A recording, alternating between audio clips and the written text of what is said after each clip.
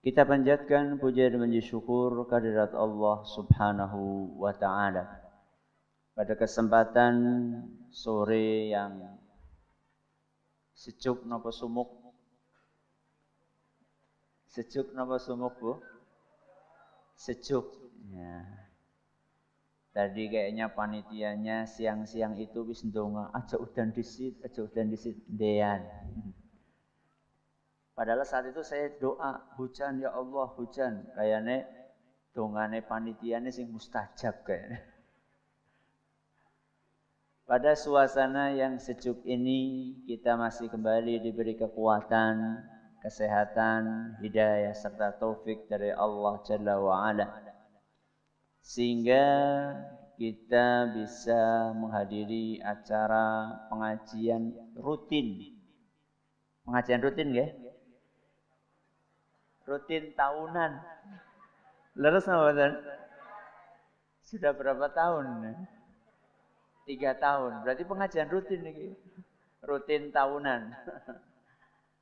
Kita berharap semoga Allah Subhanahu wa taala berkenan untuk melimpahkan kepada kita semuanya ilmu yang bermanfaat sehingga bisa kita amalkan sebagai bekal untuk menghadap kepada Allah Jalla wa'ala. Allahumma amin. Salawat dan salam semoga senantiasa tercurahkan kepada junjungan kita Nabi besar Muhammad sallallahu alaihi wasallam, kepada keluarganya, sahabatnya, dan umatnya yang setia mengikuti tuntunannya hingga akhir nanti. Para hadirin dan hadirat sekalian yang kami hormati dan juga segenap pemirsa dan pendengar yang mudah-mudahan senantiasa diberkahi oleh Allah Azza wa Jalla. Apa bedanya manusia dengan robot? Yes, pada maca purung sih. Apa bedanya manusia dengan robot? Bagus.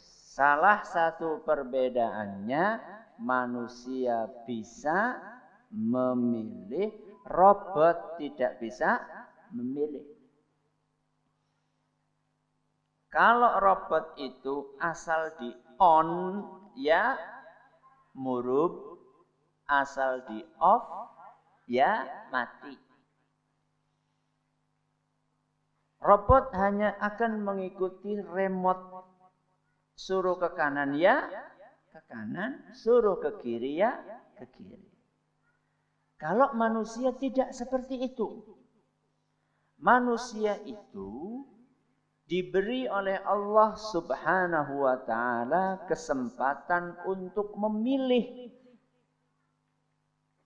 Bahkan sejak kecil kita sudah diberi kesempatan untuk memilih. Kita bisa memilih mau pakai baju yang berwarna putih atau mau pakai baju berwarna hitam. Ketika kita akan sekolah, kita juga milih. Ada sekolah A, B, C, D. Mau memilih yang mana, kita juga bisa milih. Ketika kita akan menikah, kita juga bisa milih. Saya pengen sama si A atau si B atau si C. Walaupun semua pilihan itu tidak lepas dari takdirnya Allah Subhanahu wa ta'ala. Bahkan dalam masalah agama pun kita bisa memilih. Ada orang yang memilih agama Islam, ada orang yang memilih bukan agama Islam. Bahkan di dalam Al-Quran Allah berfirman, lakum dinukum waliyadin. Agamamu ya agamamu, agamaku ya agamaku. Kita oleh Allah Subhanahu wa ta'ala diberi kebebasan untuk memilih. Bahkan ada sebuah ayat di dalam Al-Quran yang mungkin membuat kaget sebagian orang, yaitu dalam surat Al-Kahfi ayat 29. Surat apa? Al-Kahfi. Al-Kahfi sih surat nomor pinten? Pada hafal? Oh, wonten teng mriki, masyaallah. Surat Al-Kahfi ayat 29. Allah berfirman, "Wa qulil haqqu mir rabbikum." Katakanlah bahwa kebenaran itu sumbernya dari Allah. Faman syaa'a falyu'min. Siapa yang pengen beriman silahkan. Wa man syaa'a falyakfur. Siapa yang pengen kafir silahkan. Si kepriwe iki ya? Mau beriman silahkan, mau kafir silahkan. Allah Subhanahu wa taala memberikan pilihan antara dua jalan. Jalannya orang-orang yang beriman dengan jalannya orang-orang yang kafir. Surat Asy-Syams ayat 8. Allah Subhanahu wa taala berfirman, "Fa'alhamaha fujuraha wa taqwaha." Allah Subhanahu wa taala mengilhamkan, memberikan petunjuk kepada manusia jalan kefasikan dan jalan ketakwaan. Jalan orang-orang yang jahat dengan jalan orang-orang yang baik. Berarti kita bisa milih antara kita belajar atau tidak belajar. Antara kita ngaji atau tidak ngaji. Sekarang saya tanya sama jenengan yang hadir di sini. Ada enggak yang maksa jenengan hadir di sini? Enggak.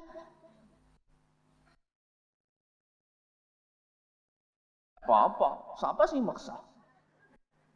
Kita punya keinginan. Kita punya mau ngaji bisa, tidak ngaji juga bisa. Bisa memilih mau sholat atau tidak sholat. Mau puasa atau tidak puasa. Mau menikah atau tidak menikah.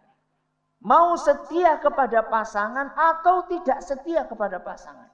Mau mendidik anak atau tidak mendidik anak. Mau berbakti kepada orang tua atau tidak berbakti kepada orang tua.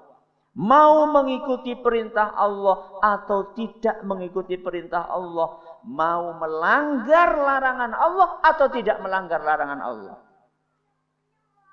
Wah, berarti penak ya. Penak no mboten?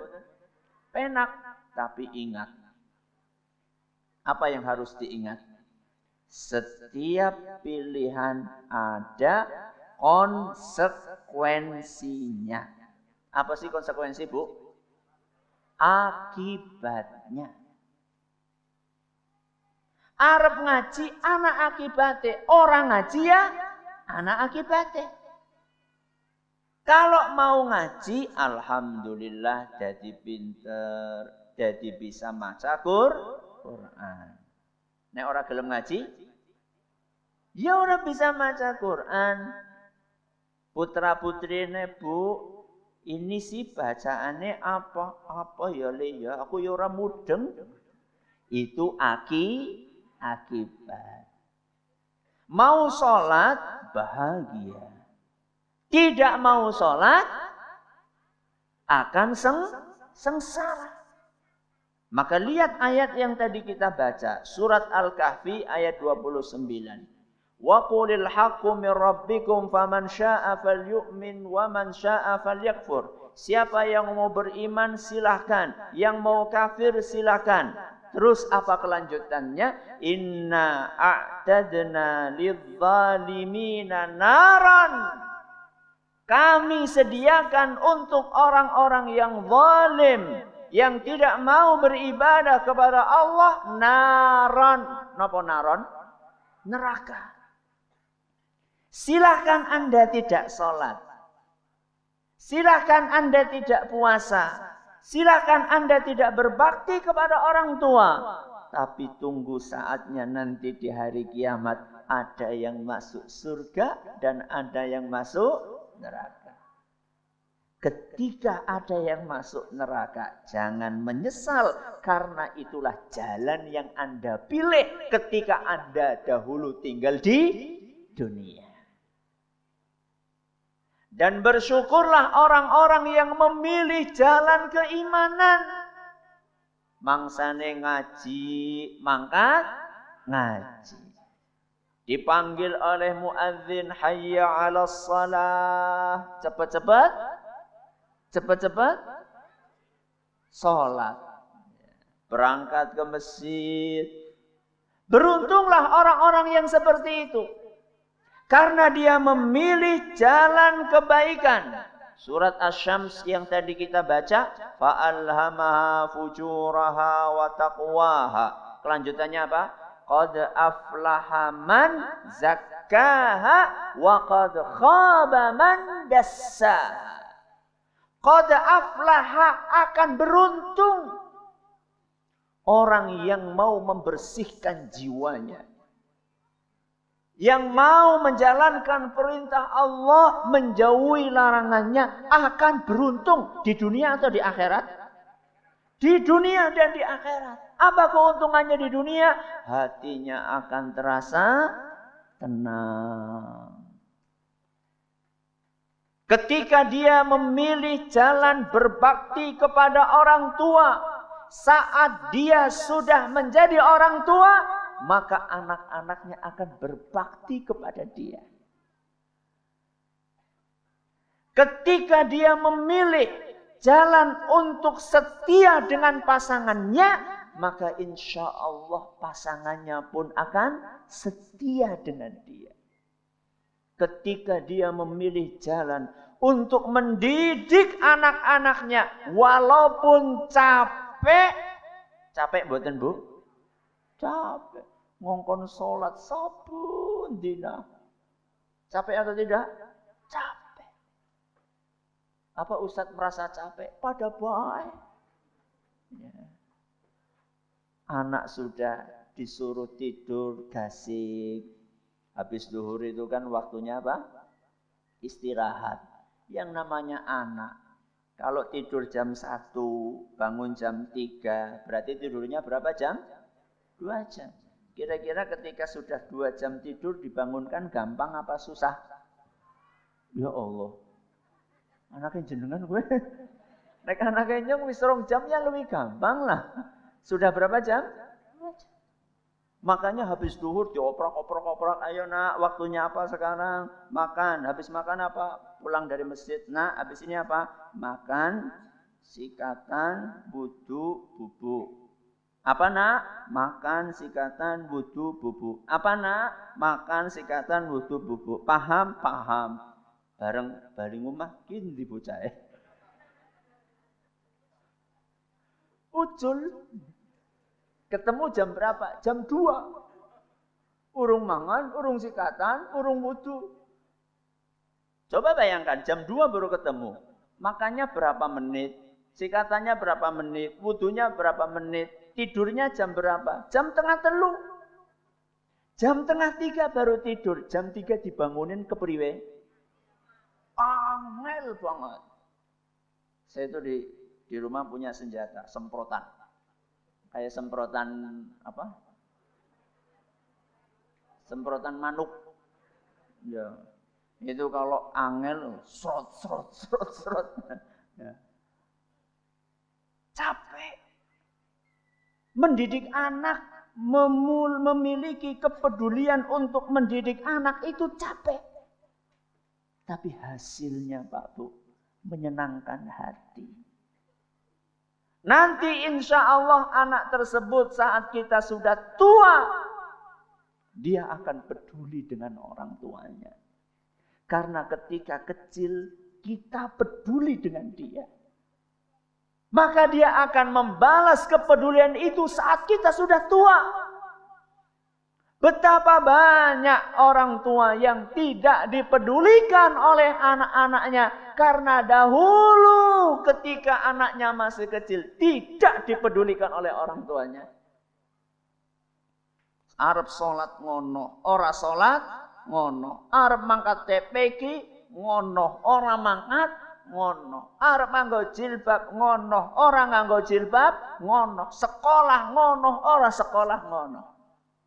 Akhirnya ketika tua, dia tidak mempedulikan kita. Wah, repot banget ngurusi wong tua, lebokaken baik panti jompo. Wonten? Ada orang yang seperti itu.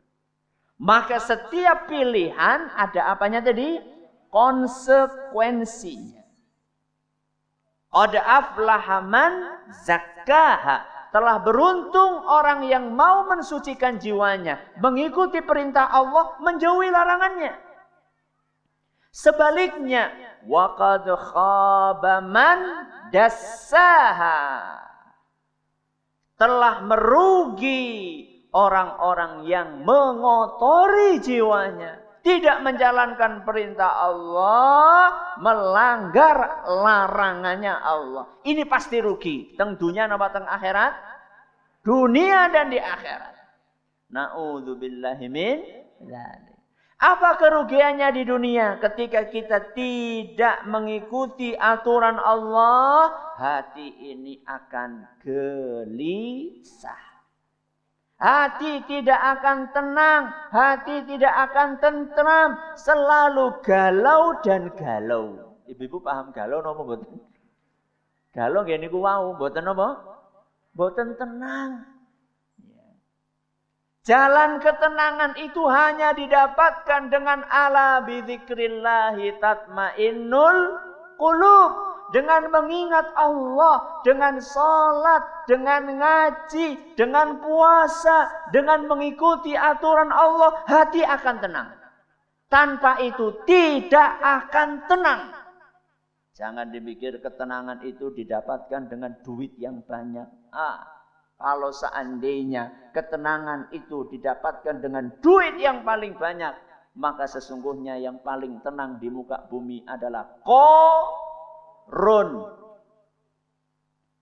Kalau seandainya ketenangan itu didapatkan dengan jabatan, maka orang yang paling bahagia di muka bumi ini adalah Fir'aun. Tapi apakah Fir'aun bahagia? Apakah Qarun bahagia? Tidak, karena mereka tidak mengikuti jalan yang mengantarkan kepada ketenangan. Maka Allah ingatkan, wa qad khaba man dassaha. Sungguh telah merugi orang yang menodai kesucian jiwanya. Tidak mengikuti perintah Allah, melanggar aturan Allah. Waktunya sholat, gak mau sholat. Harusnya setia dengan pasangan, tidak setia. Akhirnya dibalas sama pasangannya. Suaminya punya WIL. Ya, napa WIL, Bu? Wanita idaman lain.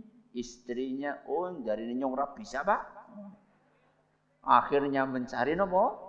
Pil, bukan pil KB.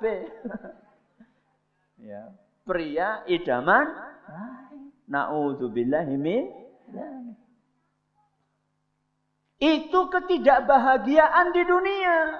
Itu baru di dunia, belum di akhirat. Na'udzubillahi min dzalik. Ustaz, apakah kita dikasih modal sama Allah untuk bisa milih? Iya, dikasih modal kita sama Allah. Satu modal kita adalah napa? Akal. Akal itu adalah salah satu yang membedakan antara manusia dengan hewan. Antara manusia dengan hewan. Ya. Hewan dikasih oleh Allah akal atau tidak? Tidak. Loh, kayak Ustaz, sapi kayak anak utek kayak. Gue udu akal. Gue jenengane apa? Utek. Otak. Otak itu akal atau bukan? Bukan.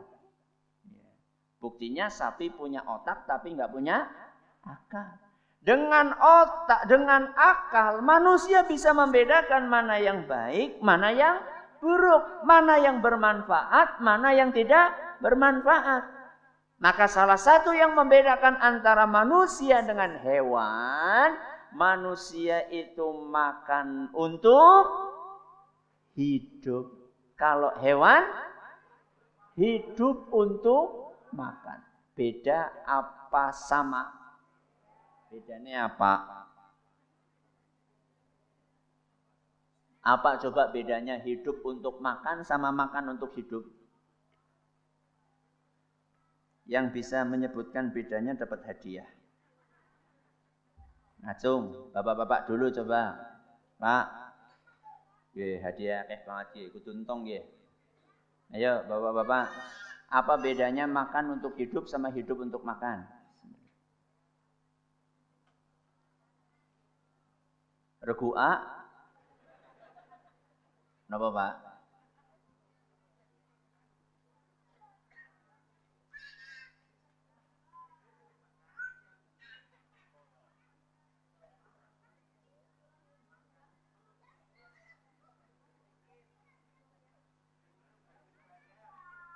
Masya Allah.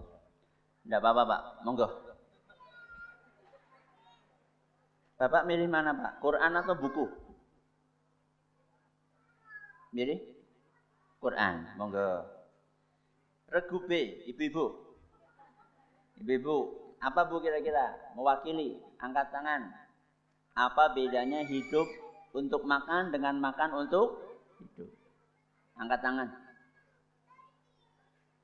Engkau 0 loh Bu.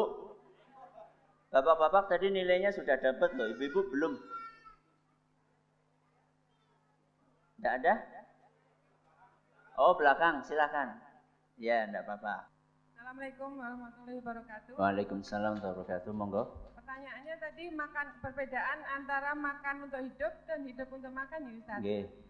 Kalau hidup untuk makan berarti setiap hari kita kerjanya hanya makan saja untuk selama menjalani kehidupan ini.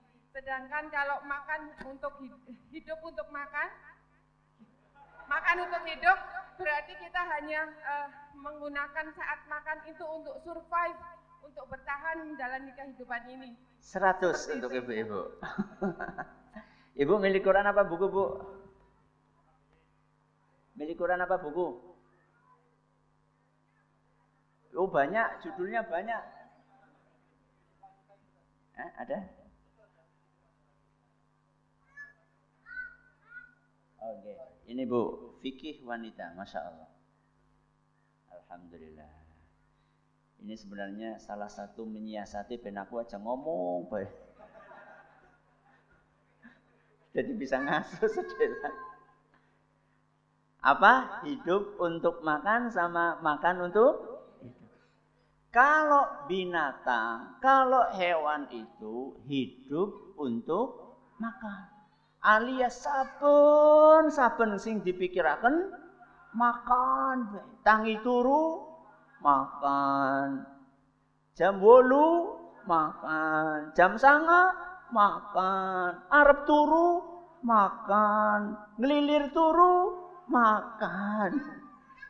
Itu hidup untuk makan.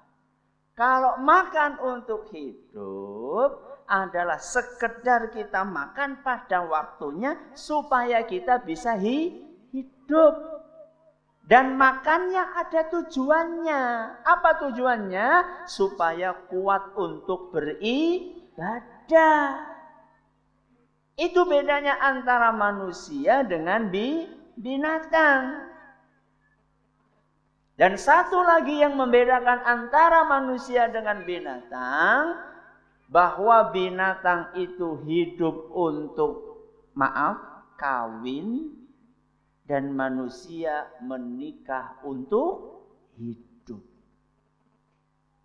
Jadi kalau nuwun sewu nggih, kalau binatang sing dipikiraken itu antara perut dan di bawah perut. Itu pikirannya binatang itu cuma itu tok. Kalau nggak mikirin perut, ya mikirin bawahnya perut. Kalau manusia tidak. Manusia makan dan menikah itu cuma dijadikan sarana untuk menjaga kehidupannya. Loh, kita hidup di dunia gimana nggak makan? Nanti nggak bisa hidup. Gimana kita mempertahankan keturunan kalau kita tidak nikah? Makanya manusia yang punya akal mau tidak mau harus makan. Perhatikan antara bedanya orang yang beriman makan dengan orang kafir makan. Di dalam Al-Quran surat Muhammad ayat 12, di situ nggak ada. Allah berfirman, innallaha yudkhilul ladzina amanu wa amilus salihati jannatin tajri min tahtihal anhar. Sesungguhnya Allah akan memasukkan orang-orang yang beriman dan beramal saleh ke surga yang di bawahnya mengalir sungai-sungai. Walladzina kafaru, adapun orang-orang kafir, yatamatta'una wa ya'kuluna kama ta'kulul an'am. Adapun orang-orang kafir, maka mereka di dunia ini hidupnya cuma happy-happy, cuma makan seperti makannya hewan-hewan ternak. Saben dina memamah biak. Mangon terus. Maka hati-hati ibu-ibu, jangan sampai waktunya ibu-ibu itu selalu di mana? Di dapur. Bangun tidur di dapur. Nanti bapak berangkat ke masjid di dapur. Nanti ini di dapur terus. Masak itu sampai 5 jam, 7 jam. Ada ibu-ibu yang seperti itu? Wonten? Enggak ada? Masya Allah, alhamdulillah. Berarti ibu-ibu di perumahan, apa ini namanya?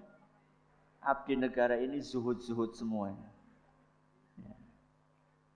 Jangan sampai kita seperti makannya orang kafir. Orang kafir itu makannya seperti apa tadi? Hewan ternak. Karena yang dipikirkan makan terus. Kita sebagai manusia sudah diberi oleh Allah akal. Dengan akal itu kita bisa membedakan mana yang baik dan mana yang buruk. Kira-kira cukup atau tidak akal tersebut? Cukup nama badan? Tidak cukup. Allah subhanahu wa ta'ala kasih lagi setelah akal, Allah bekali kita dengan wahyu. Napa? Wahyu. Wahyu niku napa? Al-Quran dan hadis Rasul sallallahu alaihi wasallam. Dengan Al-Quran, dengan hadis Rasul kita jadi tahu mana jalan yang diridhoi oleh Allah dan mana jalan yang dimurkai oleh Allah. Dengan Al-Quran dan hadis kita jadi tahu, oh ini ibadah yang benar, ini ibadah yang tidak benar. Dengan Al-Quran dan hadis kita jadi tahu, oh ini amal yang salih, ini amal yang tidak salih. Dengan Al-Quran dan hadis kita jadi tahu bahwa sholat subuh itu jumlahnya berapa rakaat? 2 rakaat. Kalau pakai akal tok tahu apa tidak? Enggak tahu. Kalau cuma modalnya akal, wah orang akan mengatakan, loh subuh kok kurloro toh. Wis kesel-kesel tangi adoh-adoh mlaku masjid terima salate kur loro. Suratane Falak karo Nas maneh. Atus niku napa mboten, Bu? Mboten. Alhamdulillah. Kalau cuma pakai akal, wah ki kurang rakaat kurang akeh ki, kudune pirang rakaat? 4, minimal 4. Ini bahaya karena cuma mengandalkan apa? Akal saja. Akal ini harus dibantu oleh wahyu. Wahyu adalah Al-Quran dan sunnah Rasul sallallahu alaihi wasallam. Dengan wahyu Al-Quran dan sunnah Rasul, ayat-ayat Al-Quran, hadis-hadis Rasul SAW, kita jadi tahu, oh subuh ini jumlahnya berapa rakaat tadi? 2 rakaat. Puasa Ramadan ini berapa hari? 1 bulan. Pertanyaannya bukan berapa bulan, berapa hari? Berapa hari? 29 atau 30. Wonten napa mboten puasa 28 hari? Wonten napa mboten? Mboten. Puasa 31 hari wonten mboten? Mboten. Kenapa? Karena bulannya bulan Hijriyah. Ini pakainya wahyu. Rasulullah SAW ngendika asyhru hakadha wa hakadha wa hakadha. 1 bulan itu jumlahnya segini tambah segini tambah segini 30. Setelah itu Nabi bersabda lagi asyhru hakadha wa hakadha wa hakadha. Pinten niki? 29. Jadi bulan Hijriyah itu hanya ada 2. Kalau enggak 29 ya 30. Enggak bisa ngarang-ngarang puasa 3 dina. Wonten napa mboten? Wonten sing kados niku. Ya. Coba sih lihat televisi nanti. 2, ada yang 33 hari. Ini enggak mengikuti apa kata Allah Subhanahu wa taala, apa kata Rasul sallallahu alaihi wasallam.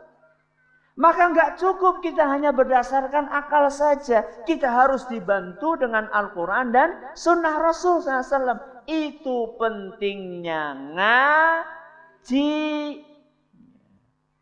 Dengan Al-Quran dan Sunnah kita jadi tahu bagaimana cara berbakti kepada orang tua. Bagaimana cara sayang kepada anak dan istri kita. Maka bapak-bapak dan ibu-ibu yang kami hormati, hidup ini adalah pilihan. Akan tetapi ingat, setiap pilihan itu ada konsekuensinya. Kalau kita mengikuti jalan kebaikan, maka insya Allah kita akan mendapatkan kebaikan. Kalau kita mengikuti jalan keburukan, maka kita akan ditimpa keburukan. Na'udzubillahi min dzalik. Ini yang dapat kami sampaikan pada kesempatan yang berbahagia kali ini. Monggo kalau ada yang mau bertanya dipersilahkan. Monggo silakan.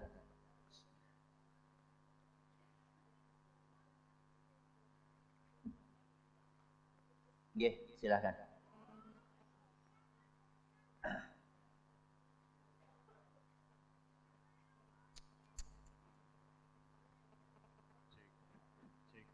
Cek.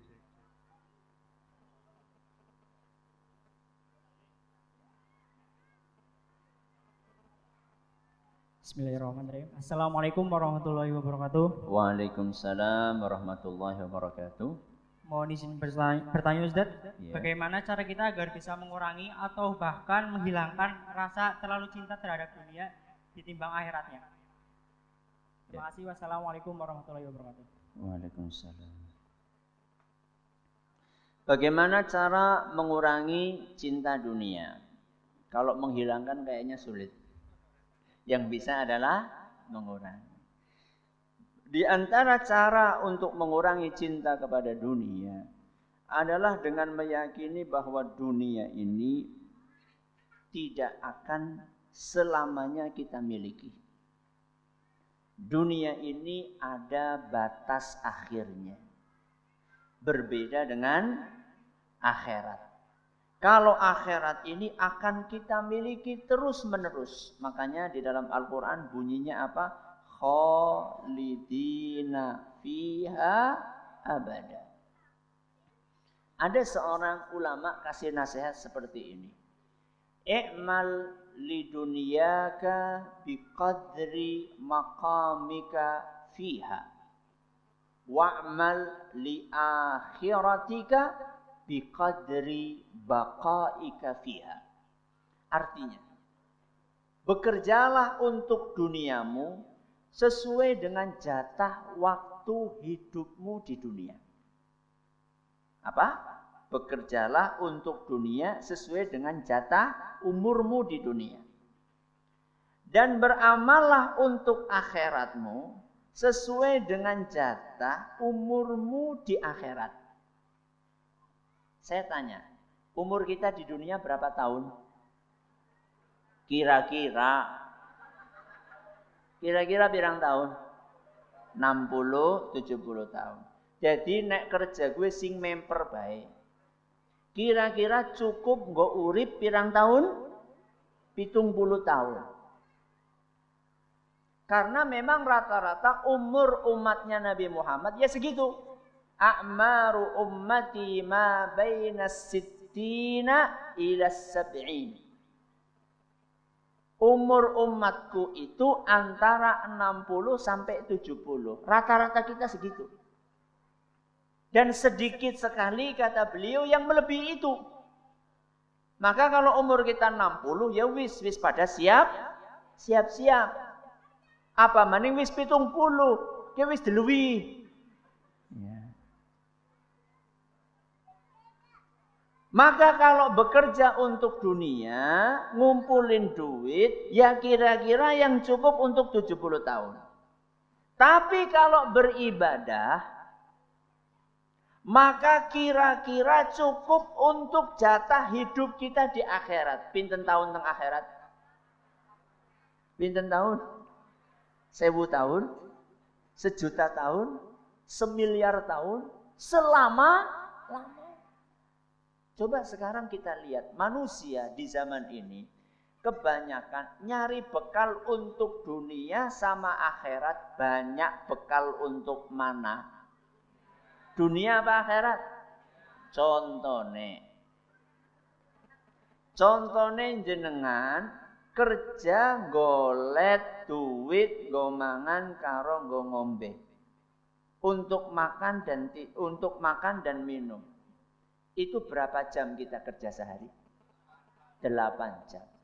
Nggo ngaji golet bekal akhirat pinten jam? Sehari berapa jam? Jam-jaman? Jam pira?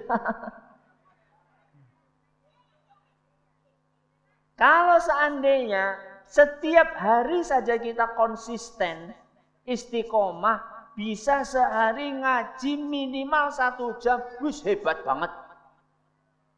Tapi kenyataannya banyak di antara kita, ngajinya setahun sepisan. Pas ada apa? Pengajian akbar, gue nembe ngaji. Orang pengajian akbar ya orang ngaji. Kira-kira seperti ini proporsional atau tidak? Ya jelas tidak. Maka salah satu cara untuk mengurangi cinta kepada dunia adalah dengan mengingat bahwa yang kita miliki di dunia ini bakalan habis. Akan tetapi yang kita miliki di akhirat nanti tidak akan habis. Yang kedua, di antara tips yang diajarkan oleh ulama kita. Seingat saya Imam Al-Hasan Al-Basri. Beliau mengatakan, seandainya engkau kalah oleh tetanggamu dalam urusan duniawi, maka kalahkan dia dalam urusan ukhrawi.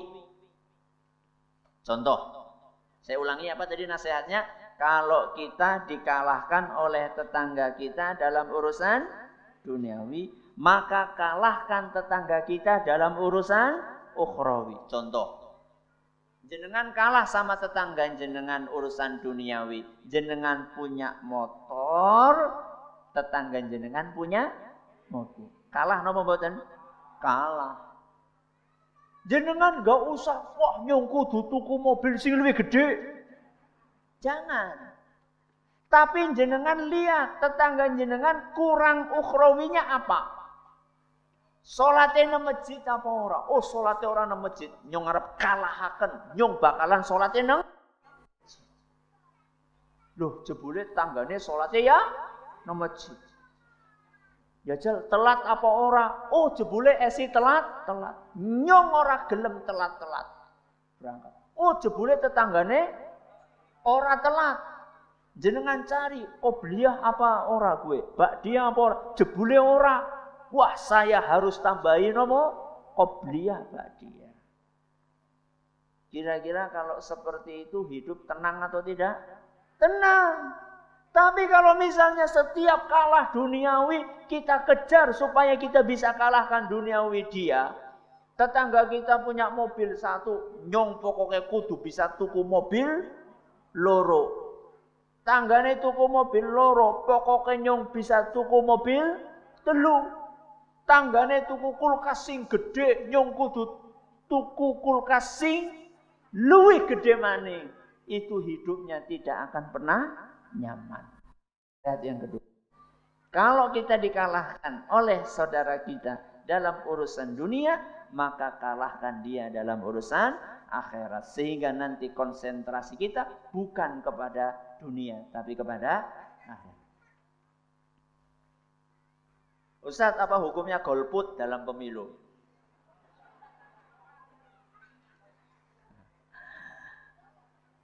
Ini pengajian bukan untuk kampanye, nggih.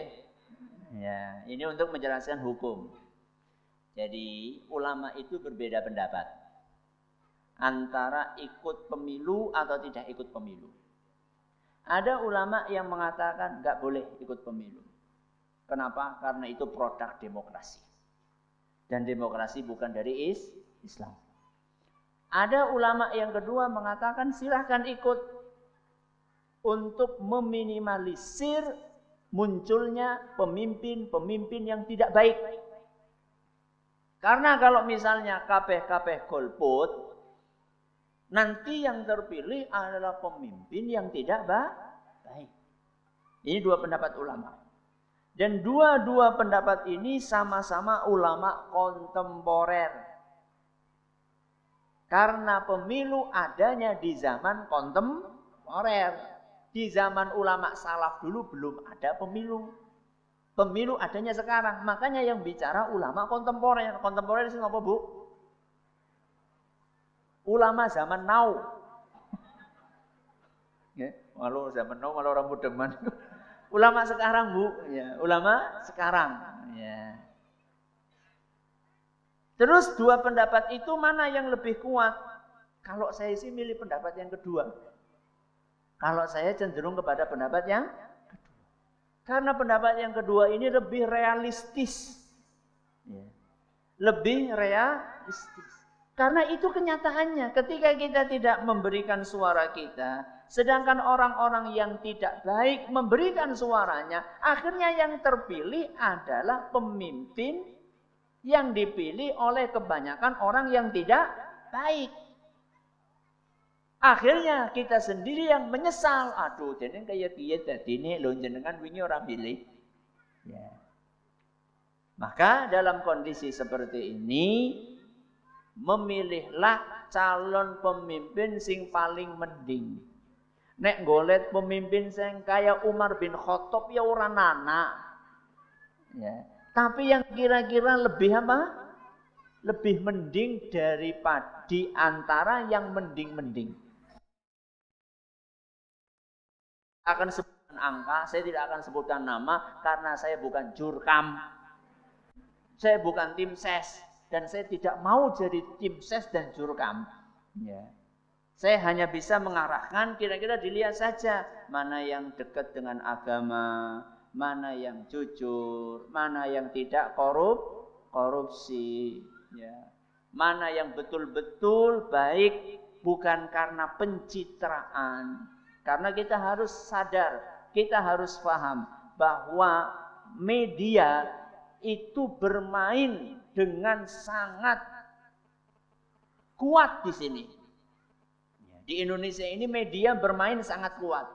Bisa jadi pemimpin atau calon pemimpin yang tidak baik dengan bantuan media bisa berubah menjadi baik. Sebaliknya pemimpin yang baik dengan bantuan media untuk mencemarkan jadinya kelihatan tidak baik. Maka kita harus waspada. Ya, harus waspada. Jadi intinya sebaiknya tidak golput. Sebaiknya tidak golput. Masya Allah, kita teman di pertanyaan.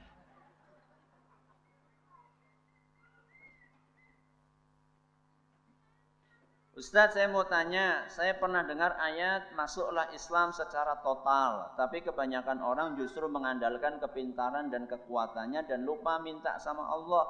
Solusinya bagaimana biar tidak merasa hebat sendiri? Coba dilihat kekuatan jenengan kita semua seberapa sih? Kita ini sama sapi kuat siapa? Kuat siapa? Kuat sapi kan? Kayak gitu kok sok-sokan.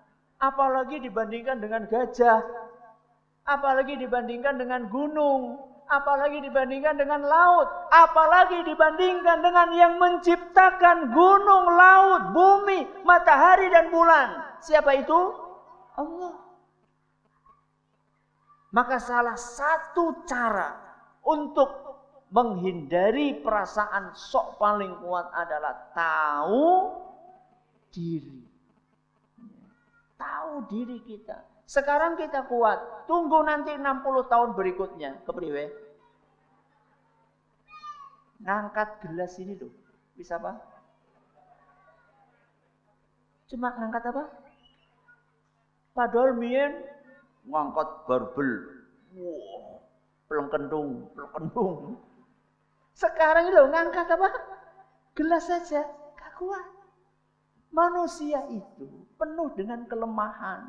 Maka jangan sampai kita ini yang sudah lemah kok sok kuat. Ya. Pernah saya ngelihat, maaf ini ya, ada becak. Mungkin saya pernah sering sampaikan ini. Di bempernya itu, bemper tahu bemper? Dashboard. Apa? Slebor. Slebornya becak itu tulisannya apa? Biar miskin asal sombong. Ya ora bener iki. Terus miskin sombong man. Sudah lemah sombong lagi. Enggak boleh. Bukan berarti yang kaya boleh sombong. Yang kaya saja enggak boleh sombong, apalagi yang miskin. Yang kuat saja nggak boleh sombong, apalagi yang lemah.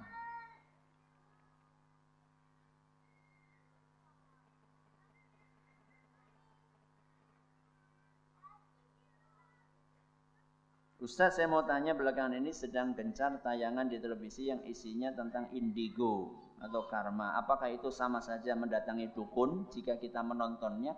Saya tidak tahu acaranya isinya apa. Orang duwe tipis. Ya. Acaranya apa sih? Paranormal. Tanya terus di Terawang gitu. Ya sama saja pergi ke dukun. Sama saja pergi ke dukun. Jenengan nulis rek kirim. Kemudian jenengan akan dikasih tahu asmara Anda hari ini seperti ini. Rezeki Anda hari ini seperti ini. Pekerjaan Anda hari ini seperti ini. Itu sama dengan pergi ke dukun. Dan Nabi SAW mengatakan, man ata'arrafan fasa'alahu lam tuqbal lahu salatun arba'ina yauman. Siapa yang datang kepada dukun, kemudian dia bertanya, maka salatnya tidak diterima 40 hari, 40 malam. Salatnya mubah pinten-pinten 40 hari, 40 malam. Kenapa acara-acara itu bisa eksis? Karena ada yang nonton. Maka bagaimana supaya acara itu bangkrut? Jangan ditonton. Wis ngaji sih nonton kayak gue. Apa sing ngaji? Ustaz, bagaimana caranya supaya kita bisa ingat akhirat pada waktu kita disibukkan dengan pekerjaan, waktu dan perhatian yang cukup tinggi. Sekarang akhirat itu perlu perhatian yang tinggi atau tidak? Sangat perlu. Jenengan pekerjaan ini, ketika jenengan kerjakan dengan perhatian yang tinggi, bagus. Tapi ingat, jenengan juga punya target cita-cita yang lebih tinggi, yaitu akhirat. Dan ingat bahwa ketika kita menyempatkan diri untuk berzikir, membaca Al-Quran, pekerjaan dunia ini akan lancar dan cepat selesai. Yakin walaupun. Karena ketika kita membaca Al-Quran, ketika kita zikir, waktu kita akan berkah. Waktu yang berkah itu bagaimana Ustadz? Waktu yang berkah gue, waktune semending, sing digarap, akeh gue berkah. Waktu ora berkah, waktune akeh, sing digarap, semending. Bagaimana supaya waktu kita berkah? Sama 5 menit, 5 menit. Orang ini punya waktu 5 menit, orang ini punya waktu 5 menit. Sama-sama punya 5 menit. Tapi orang ini punya waktu 5 menit. Dia bisa menyelesaikan sekian banyak pekerjaan. Sedangkan ini 5 menit Facebookan. Tidak dapat apa-apa. Kenapa? Berkah. Bagaimana supaya waktu kita berkah? Waktunya ngaji ya ngaji. Waktunya baca Quran ya baca Quran. Mungkin panjenengan akan berpikir secara rasional. Loh, saya punya pekerjaan numpuk seperti ini. Saya punya waktu 5 jam untuk menyelesaikan pekerjaan menumpuk ini. Kalau saya gunakan setengah jam untuk baca Quran, yuk nanti nggak selesai pekerjaannya. Itu adalah hitungan manusia. Tapi Allah Subhanahu wa ta'ala punya hitungan sendiri. Allah Subhanahu wa ta'ala punya hitungan sendiri. Bagaimana hitungan Allah? Hitungan Allah kalau seandainya kita gunakan yang setengah jam itu untuk baca Al-Quran, maka sisanya 4,5 jam akan diberkahi oleh Allah sehingga kita mudah menyelesaikan pekerjaan tersebut. Ini salah satu caranya. Pertanyaan ya? Ya.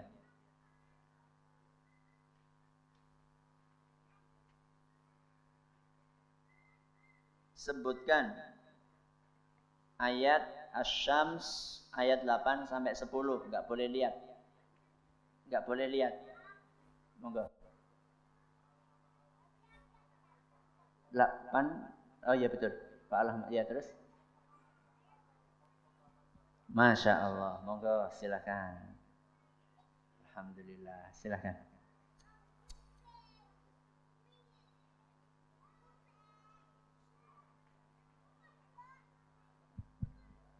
Surat apa, ayat berapa yang menyebutkan bahwa orang-orang kafir itu di dunia ini makannya seperti hewan ternak? Orang nana nang catatan. Bukan. Muhammad 12, bagus. Monggo silahkan. Cek.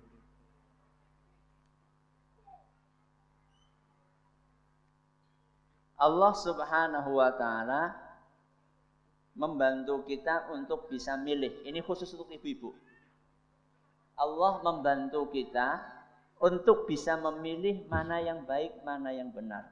Allah kasih kita modal 2. Sebutkan 2 modal itu. Kenapa ibu? Cek. Masya Allah, bagus. Akal dan wahyu.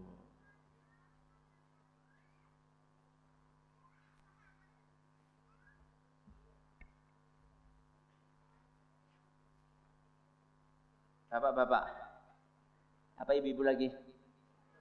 Apa yang dimaksud dengan wahyu? Cek. Siapa? Masya Allah, silakan.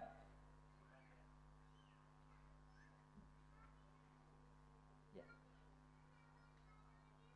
Ini harus habis nih bukunya? Pertanyaannya wis entong ya? Gak harus habis kan? Gue tahun ngarep maning ya.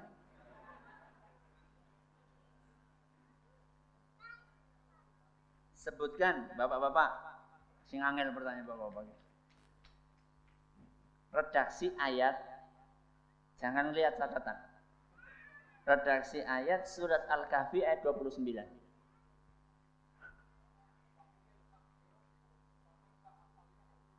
Faman syaa falyu'min wa man syaa falyakfur. Bagus. Milih Quran apa?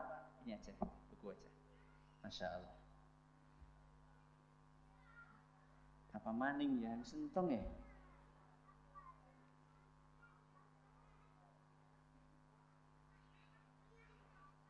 Apa bedanya manusia sama binatang?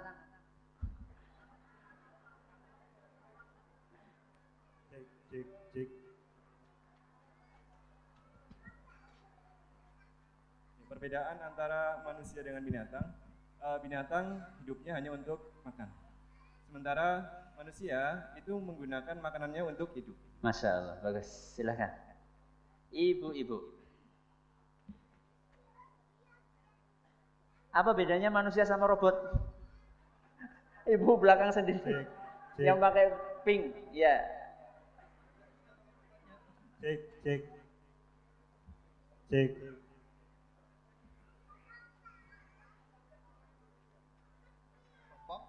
Manusia punya akal kalau robot tidak punya akal. Manusia bisa memilih kalau robot tidak bisa memilih. Ya, enggak apa-apa. Milih yang mana nih? Quran apa buku? Quran. Hah? Quran. Ya. Pertanyaan terakhir, bapak-bapak sama ibu-ibu. Siapa yang cepat sendiri? Dan keton ya. Apa judul pengajian sore ini?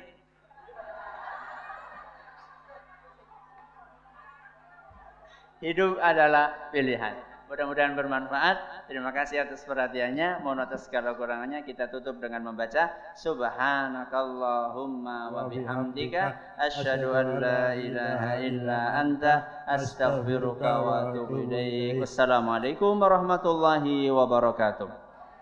Donasi dakwah Yufid. Yuk berikan amal jariah terbaik Anda untuk dakwah dan pendidikan Islam.